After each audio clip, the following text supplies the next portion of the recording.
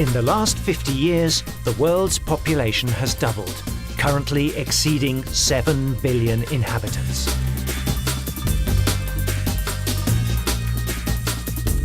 Cities do not stop growing, building up infrastructures, land use experiences changes, and natural resources exploitation increases.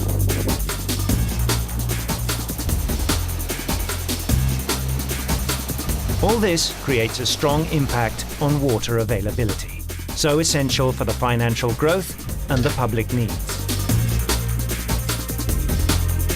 One of the most important factors is climate change. In order to assess and predict climate change, result numerical models are used to provide climatic scenarios that take into account greenhouse effect emissions.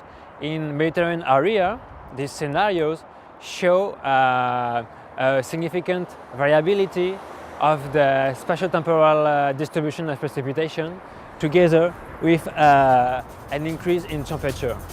It seems that, for example, there will be more floodings in some areas, and on the other hand, maybe the same areas or some other ones can be affected by severe droughts, more intense and longer.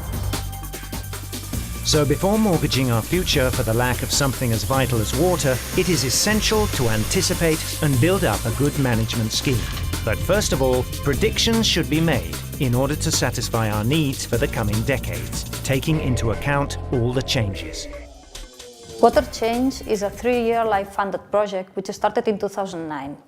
Its aim is to propose a methodology and a tool to help decision makers to assess the impacts of global change in a river basin and to propose adaptation measures.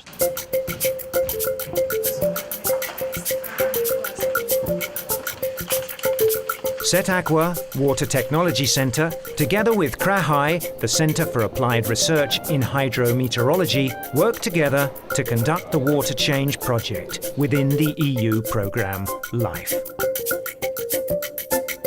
The contribution of these investigation centres with the work of different stakeholders has allowed to design a methodology and a powerful tool which gives us an overview of the river basin, combining hydrological and water management models. La herramienta que hemos desarrollado, el WaterChange Modeling System, permite vincular diferentes modelos del ciclo del agua, como modelo hidrológico, modelo de gestión y modelo de calidad de agua.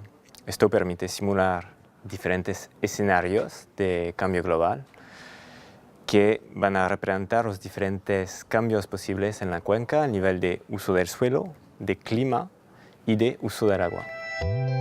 This way, it is possible to anticipate the consequences and suggest adaptation strategies for the medium and long term, knowing in advance their costs and benefits.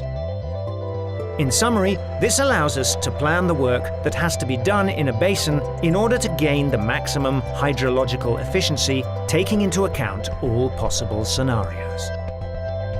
El riu Llobregat, juntament amb el riu Ter, el Besòs i els aqüífers del Llobregat, i ara actualment també una dessaladora, són els elements que abasteixen a Barcelona i la seva àrea metropolitana. L'estudi del WaterChange aplicat a la conca del Llobregat és essencial per veure si a llarg termini totes aquestes infraestructures que hi ha són perdurables i sostenibles en el temps. The Llobregat River has its source in the town of Castellar de n'Hug, at an altitude of 1,259 meters in the middle of the Catalan Pre-Pyrenees. After crossing the plain of Bages, the river reaches the littoral Cordillera, beneath Montserrat mountain, and then enters into the gorge of Martorell, forming a small swampy delta in the Mediterranean Sea after a course of more than 170 kilometers. The watershed has a surface area of 4,948 square kilometers and contains important reservoirs such as La Baise, with a volume of 109.5 cubic hectometers, and La Losa de Cabais, with a volume of 79.4 cubic hectometers. In the upper watershed, forests predominate in the area. In the lower part, the area is heavily industrialized and urbanized, ending up right beside the Barcelona airport.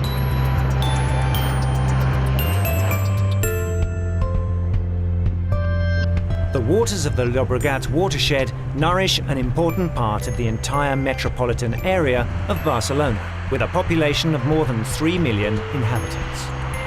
This means that a large part of the available resources of the watershed are being used and that the supply will depend on the future rainfall. The Llobregat Basin represents a great opportunity to test the WaterChange modeling system. Its water resources are under pressure because they are used for several purposes like irrigation or water supply. During the last decades, for example, the Llobregat Basin has been affected by a severe drought, while generating a significant deficit between water demand and water supply.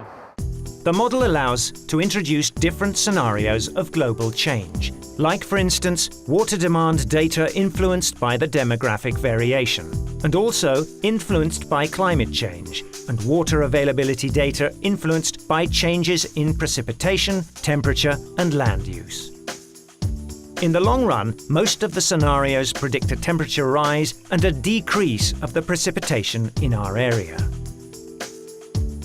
We established future scenarios combining together different factors of change such as land use, climate change, and future water demand patterns.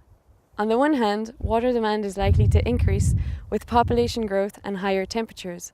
On the other hand, most climate scenarios predict less precipitation and an increase in temperatures, which leads to less water available. So all in all, global change will have an important impact on water supply in the Llobregat Basin. In this situation, more intense and lasting droughts are being predicted than the one of 2007, implying strong impacts on the population and the economy. We simulated a total of 65 scenarios of global change, and our results show a quite evident trend towards an increase in water deficit. It is likely there will not be enough water to supply demands in agriculture, the environment, and in urban areas. In our predictions, in the worst case, the mean yearly deficit could reach 30% of the demand as of 2100 in the Llobregat Basin. Thanks to this information, hydrographic basin managers can perform actions to try to mitigate the expected negative effects and thus largely offset the future water problems. Hemos aplicado dos tipos de medidas en el caso de estudio. Primero, las medidas que quieren aumentar el recurso, como la desaladora o la recarga de los acuíferos. Y también hemos aplicado medidas que tendrán a disminuir la demanda, como una mayor concienciación pública o la disminución de las fugas. La mayoría de los escenarios de cambio global indican que se van a asumir unos costes significativos debido a los efectos de la sequía.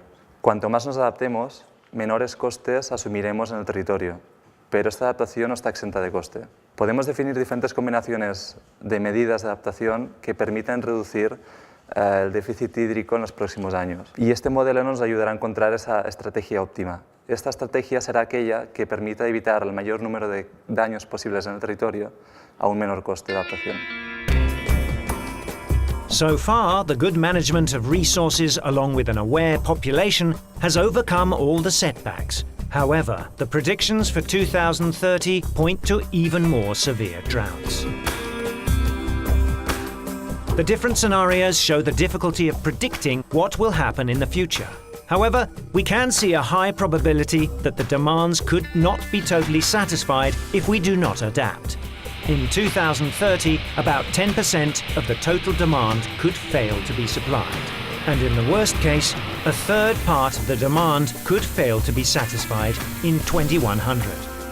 So adapting in advance is essential. For instance, carrying out different adaptation measures to ensure water supply until 2040 would imply annual costs equivalent to 0.1% of GDP of Catalonia. But the cost of not adapting is even worse. Droughts create economic losses due to restrictions in industrial activities and a loss of population welfare. The costs carried by the society would be around 4% of Catalan GDP for the years affected by a drought. El proyecto permite tomar decisiones, permite analizar ese futuro y permite ver cómo se deben afrontar los problemas que se prevén que se puedan presentar. El proyecto tiene no solamente la visión de la cantidad de agua, tiene la visión de la calidad del agua y tiene la visión económica, y esto es un avance importante sobre muchos de los proyectos que se han hecho hasta ahora que se limitaban a la parte hidráulica. The tool developed at WaterChange wants to be useful for river basin authorities and water companies in their medium and long-term planning activities and decision-making processes. It is especially oriented to support the environmental policies that will be related with the Water Framework Directive. The WaterChange project, thanks to its methodology and tools, helps to find the balance between the prediction of future water availability and the knowledge of how, where and when to invest in order to obtain the maximum hydrological efficiency in the basin.